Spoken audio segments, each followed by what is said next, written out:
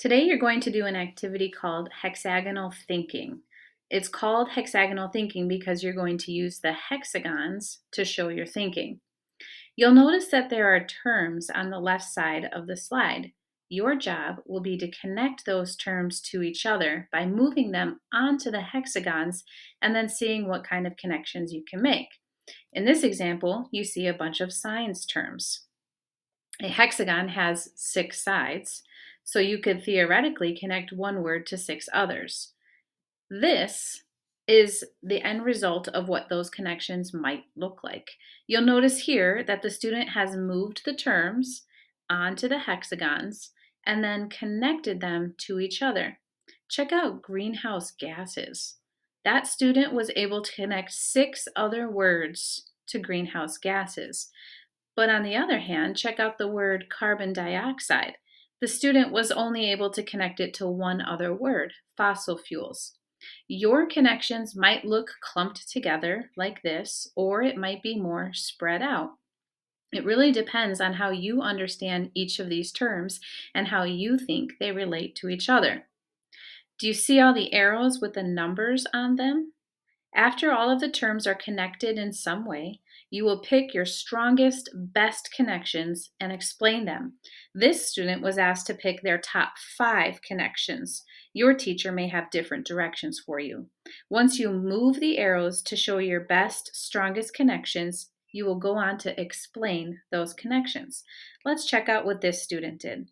Their first connection was carbon dioxide and fossil fuels. They labeled it number 1. Their explanation, which is on the next side, uses those terms, fossil fuels and carbon dioxide. You can see that fossil fuels and carbon dioxide are part of their explanation. Notice too that the student explains their thinking. It takes a few sentences to give a good explanation.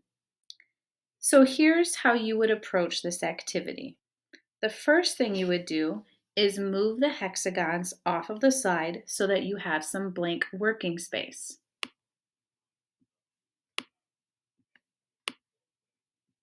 All right, so now I've got a blank working space. So the first thing I should do is decide which term I think might be connected to the most terms. So I'm going to move a hexagon on and I'm going to pick the word that I think might be connected to the most things. And I'm going to add it to the hexagon. Then I decide which term I can connect with it. I grab a new hexagon and I make a connection. I've linked the 2 sides together and I have moved the term over, and now I've connected these 2 terms. Now I've got some other decisions to make. I need to make another connection. Is my connection going to connect to only one of the words? Or does it connect to both of the words? In this case, I think it connects to both of the words. So I'm going to grab the term I was thinking about and add it there. You continue doing this until you have used all of the hexagons and all of the terms on your slide.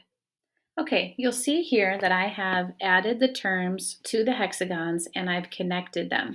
Some of them have a lot of connections and some of them have only a few. And now my job is to pick out the ones that I think are my best, strongest connections. And I'm going to move the arrow, and to change the way the arrow is pointing, I just click and drag this dot right here. So I might say that is my first connection. I'm going to drag number 1 over there to label it. And so you're just going to continue moving these around to show your connections. Once you've finished adding all of your arrows, so pretend those now have a place on there, your job is to explain your connections. So the connection number 1 is money and ignorance. So on the next slide, I'm going to explain connection number 1. In this example, you're going to see that we use the words had money and ignorant because those were the connected words in the previous slide, and explained how money and ignorant were connected in the story. So now you've got a slide that probably looks something like this with your own terms on there. Remember, Move the hexagons to the side, move one of them back on, attach a word to it, and start making your connections.